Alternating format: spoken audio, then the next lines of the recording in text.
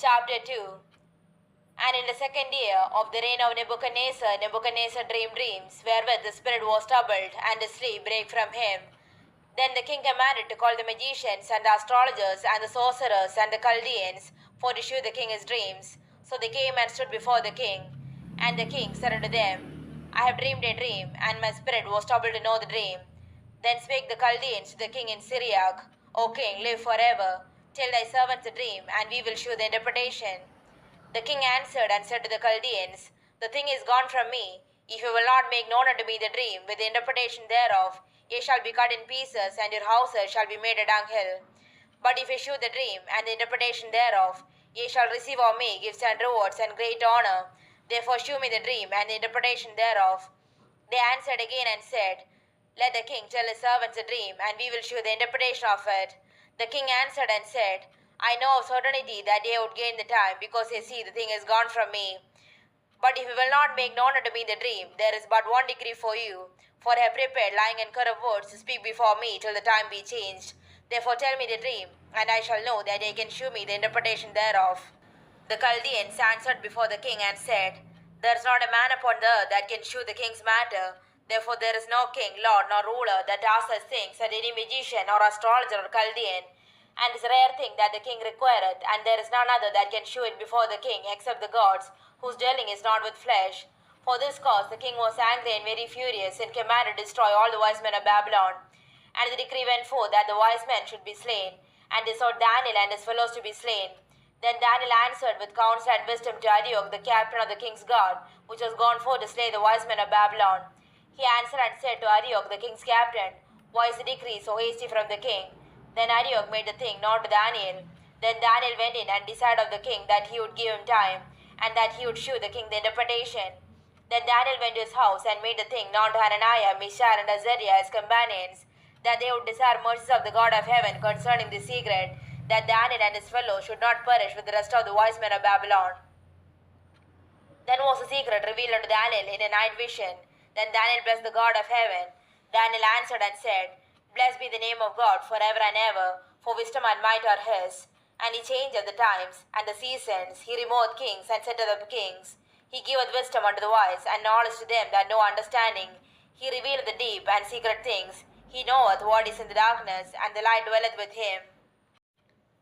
I thank thee and praise thee, O thou God of my fathers, who hast given me wisdom and might, and hast made known unto me now what we desired of thee, for thou hast now made known unto us the king's matter.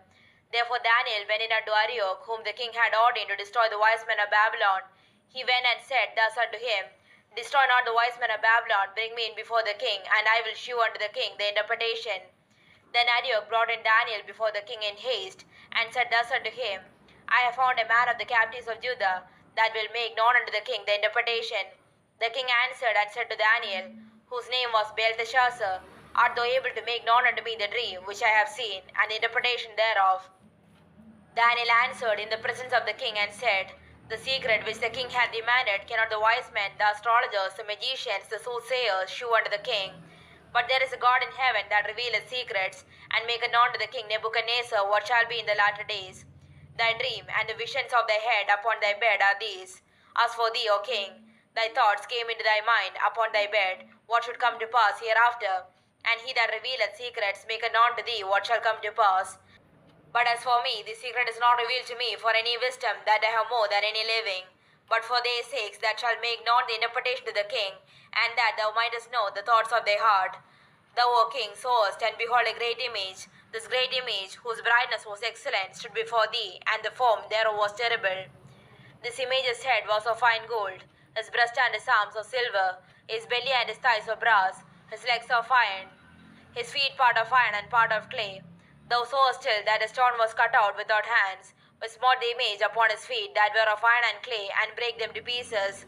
Then was the iron, the clay, the brass, the silver, and the gold broken to pieces together, and became like the chaff of the summer threshing floors. And the wind carried them away, that no place was found for them. And the stone that smote the image became a great mountain, and filled the whole earth. This is the dream, and we will tell the interpretation thereof before the king. Thou, O king, art a king of kings, for the God of heaven hath given thee a kingdom, power, and strength, and glory. And wheresoever the children of men dwell, The beasts of the field and the fowls of the heaven hath he given into thine hand, and hath made thee ruler over them all. Thou art this head of gold. And after thee shall arise another kingdom inferior to thee, and another third kingdom of brass, which shall bear rule over all the earth. And the fourth kingdom shall be strong as iron, forasmuch as iron breaketh in pieces and subdueth all things, and as iron that breaketh all these, shall it break in pieces and bruise. And whereas the source, the feet and toes, part of potter's clay and part of iron, the kingdom shall be divided, but there shall be in it of the strength of the iron, forasmuch as the source, the iron mixed with miry clay. And as the toes of the feet were part of iron and part of clay, so the kingdom shall be partly strong and partly broken. And whereas the source iron mixed with miry clay, they shall mingle themselves with the seed of men, but they shall not cleave one to another, even as iron is not mixed with clay. And in the days of these kings shall the God of heaven set up a kingdom which shall never be destroyed, and the kingdom shall not be left to other people, but it shall break in pieces and consume all these kingdoms, and it shall stand forever. For as much as thou sawest that the stone was cut out of the mountain without hands, and that it brake in pieces the iron, the brass, the clay, the silver, and the gold, the great God hath made known to the king what shall come to pass hereafter, and the dream is certain, and the interpretation thereof sure. Then the king Nebuchadnezzar fell upon his face, and worshipped Daniel, and commanded that they should offer an oblation and sweet odors unto him. The king answered unto Daniel and said, Of a truth it is that your God is a God of gods, and a Lord of kings, and a revealer of secrets, seeing thou couldst reveal the secret. Then the king made Daniel a great man, and gave him many great gifts, and made him ruler over the whole province of Babylon, and chief of the governors over all the wise men of Babylon. Then Daniel requested of the king, and he set Shadrach, Meshach, and Abednego over the affairs of the province of Babylon, but Daniel sat in the gate of the king.